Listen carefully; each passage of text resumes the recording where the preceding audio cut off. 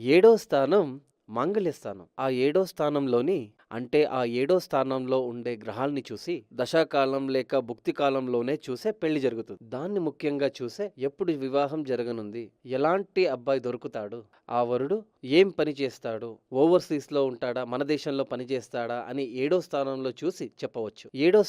ఏడో స్థానంలో ఉండే అటువంటి గ్రహం. దాని సహాయంతో మనం అన్నీ ముందే తెలుసుకోవచ్చు. ఒక గ్రహాన్ని చూసి బలం చెప్తే అది సరిపోదు. అందుకే 3 గ్రహాల్ని చూసి బలం చెప్పాలి.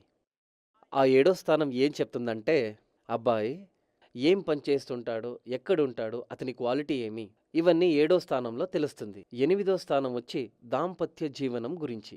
ఇది చాలా చాలా చాలానే ముఖ్యం. ఎందుకంటే పెళ్లి ఎందుకు చేస్తారంటే కామశాంతి అవ్వడానికి.